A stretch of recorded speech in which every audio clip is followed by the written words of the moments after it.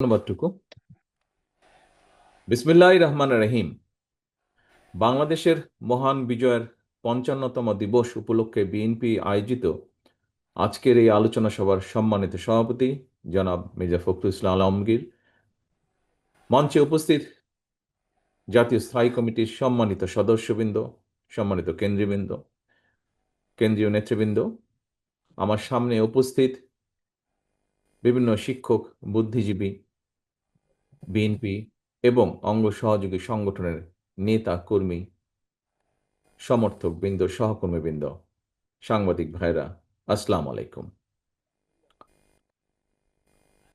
দেশের ইতিহাসের সবচেয়ে গৌরবোজ্জ্বল দিন আমাদের আজকের এই মহান বিজয় দিবস। যতদিন বাংলাদেশ থাকবে, কখনো এই দিবসের গুরুত্ব এবং তাৎপর্য কিন্তু মলিন হবে না। তবে একটা বিষয় আমাদের সকলের মনে রাখা বা স্মরণ রাখা দরকার, এবং অবশ্যই একই সাথে সতর্ক থাকা দরকার।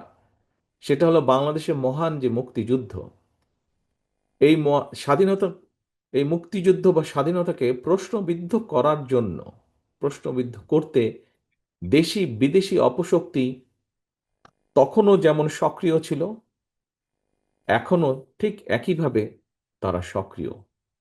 সময়ের সাথে সাথে হয়তো ষড়যন্ত্রকারীদের রূপ, রং, চেহারা হয়তো পাল্টেছে, কিন্তু চরিত্র ভিন্ন মত, একদমই পাল্টায়নি। তাদের চরিত্র বিন্দুমাত্র পাল্টায়নি। সম্মানিত উপস্থিতি, বাংলাদেশ কিন্তু হঠাৎ করে সাগরের বুকে বুকে ভেসে ওঠা কোনো ভূখণ্ড নয়। এখানে সকল বক্তা বলেছেন, যারা আলোচনা করেছেন, আলোচকবৃন্দ সকলেই বলেছেন, লাখো শহীদের আত্মত্যাগ আর অসংখ্য মা বোনের সম্মানের বিনিময়, সম্ভ্রমের বিনিময় বাংলাদেশ নামক এই ভূখণ্ডটি আমরা অর্জন করেছি, এই স্বাধীনতাটি আমরা অর্জন করেছি। স্বাধীনতা এবং মুক্তিযুদ্ধের সেই গৌরবময় ইতিহাস নিয়ে রচিত হয়েছে অসংখ্য গল্প, কবিতা, বই রচিত হয়েছে।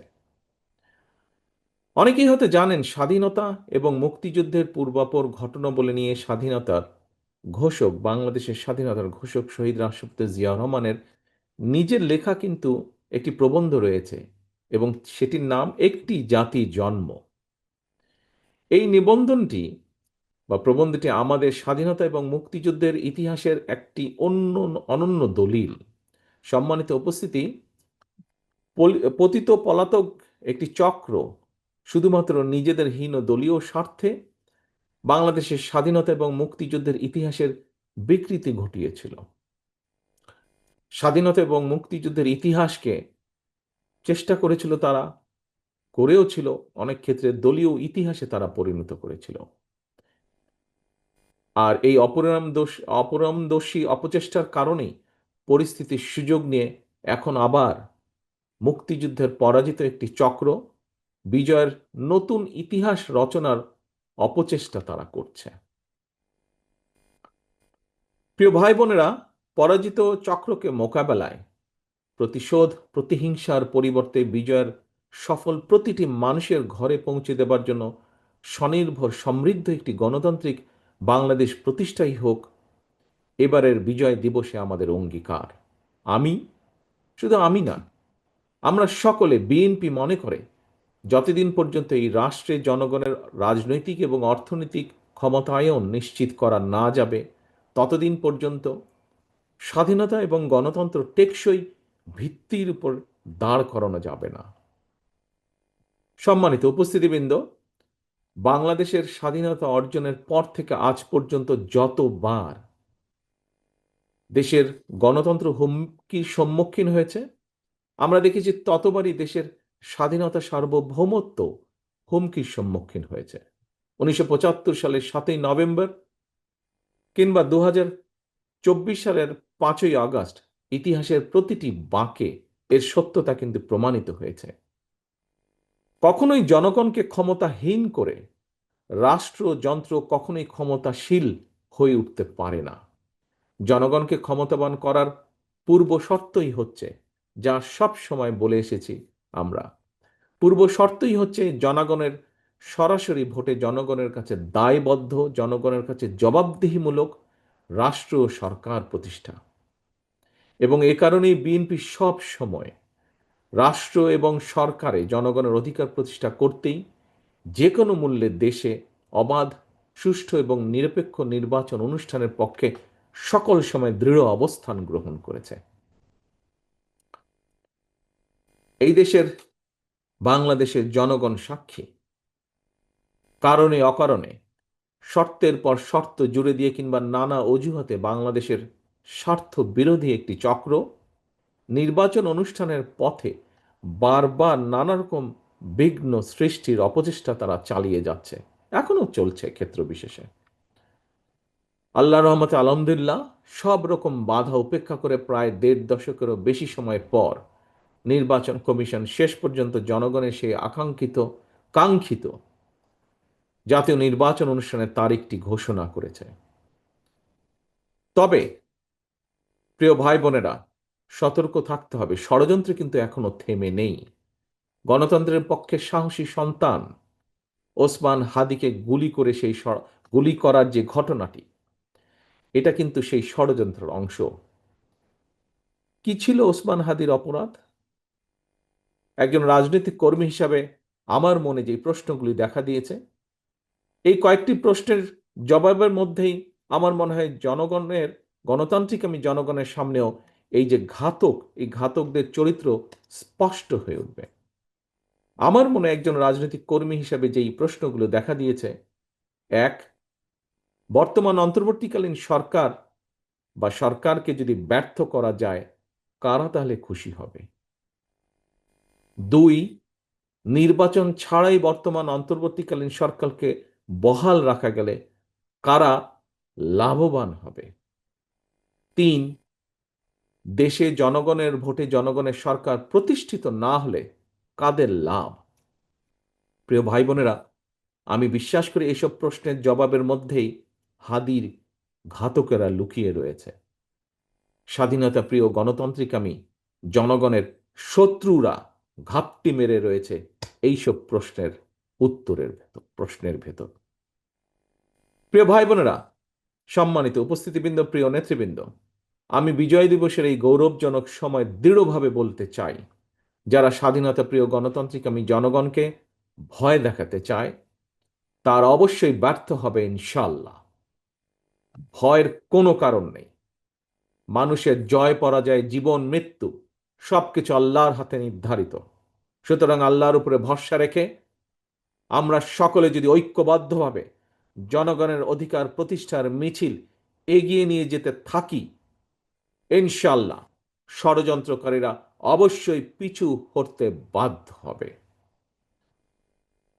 1971 সালে প্রমাণিত হয়েছে, 2024 সালে প্রমাণিত হয়েছে, 1975 সালের 7ই নভেম্বর 90-এ স্বৈরাচার বিরোধী আন্দোলন, প্রতিটি আন্দোলন সংগ্রামে প্রমাণিত হয়েছে, জনগণ ঐক্যবদ্ধ থাকলে জনতার বিজয় কেউ ঠেকিয়ে রাখতে পারে না।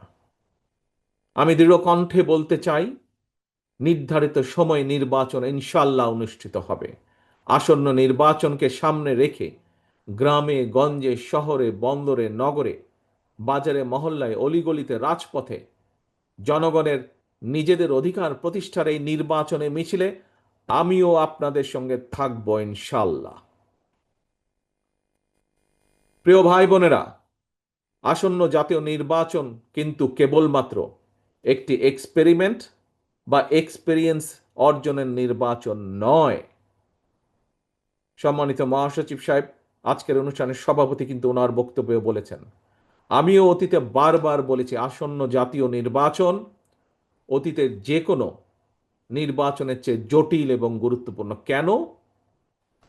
এবারের নির্বাচনের সঙ্গে জড়িত আছে বর্তমান এবং ভবিষ্যৎ প্রজন্মের স্বাদ, আশা, আকাঙ্ক্ষা, স্বার্থ এবং সম্ভাবনা। সর্বোপরি এবারের নির্বাচনের সঙ্গে জড়িত আছে বাংলাদেশের স্বার্থ এবং সার্বভৌমত্বকে সুসংহত রাখার প্রশ্ন। প্রিয় ভাই বোনেরা, আগামী দশকটি হবে রূপান্তরের দশক এবং এই চিন্তা নিয়েই আমরা আমাদের দেশ গড়ার কর্মসূচি বাস্তবায়নের পরিকল্পনা তৈরি করেছি। দেশের জনসংখ্যার অর্ধেক নারী, 4 কোটি বা তারও বেশি তরুণ, কোটি কোটি কৃষক, শ্রমিক, কর্মক্ষম এই জনসংখ্যাকে কাজে লাগিয়ে বাংলাদেশের বিজয়কে সুসংহত করাই হচ্ছে বিএনপির একমাত্র লক্ষ্য। একটি স্বনির্ভর সমৃদ্ধ বাংলাদেশ গড়ে তোলার মাধ্যমেই আমরা আমাদের আগামীর প্রতিটি বিজয় দিবসকে আরো গৌরবান্বিত এবং আরো অর্থবহ করে গড়ে তুলতে চাই। মহান বিজয় দিবসের এই প্রাক্কালে আমি দল, মত, ধর্ম, বর্ণ নির্বিশেষে কৃষিজীবী, শ্রমজীবী, পেশাজীবী, শিল্পী, সাহিত্যিক, শিক্ষক, সাংবাদিক, বুদ্ধিজীবী, ওলেমা, আলেম, পীর, মাশায়েখ তথা বাংলাদেশের সকল শ্রেণী পেশার মানুষ, প্রতিটি নাগরিককে জানাই মহান বিজয় দিবসের আন্তরিক শুভেচ্ছা। মহান বিজয় দিবস উপলক্ষে বিজয়ের বার্তাকে, প্রিয় ভাই বোনেরা, বিজয়ের যে বার্তা, এই বার্তাকে আমরা শুধুমাত্র স্লোগানের ভিতরে সীমাবদ্ধ রাখব না। বিজয়ের সুফল প্রতিটি নাগরিকের ঘরে ঘরে পৌঁছে দিতে আসন্ন জাতীয় নির্বাচনে বাংলাদেশ জাতীয়তাবাদী দল বিএনপি বা ধানের শীষ আবারও জনগণের সহযোগিতা, সমর্থন এবং সুযোগ প্রত্যাশা করছে। পরিশেষে আল্লাহর দরবারে 1971 সালের স্বাধীনতা অর্জনের যুদ্ধে শহীদ এবং 2024 সালে স্বাধীনতা অর্জনের যুদ্ধে শহীদ এবং 71 থেকে আজ পর্যন্ত দেশে গণতন্ত্র এবং জনগণের অধিকার প্রতিষ্ঠার আন্দোলনে সকল শহীদদের রুহের মাগফিরাত কামনা করছি। আল্লাহর দরবারে প্রতিটি আন্দোলন সংগ্রামে হতাহতদের দ্রুত আরোগ্য কামনা করে আমার বক্তব্য আজ এখানেই শেষ করছে। আল্লাহ হাফেজ। বাংলাদেশ জিন্দাবাদ। বাংলাদেশ জাতীয়তাবাদী দল জিন্দাবাদ।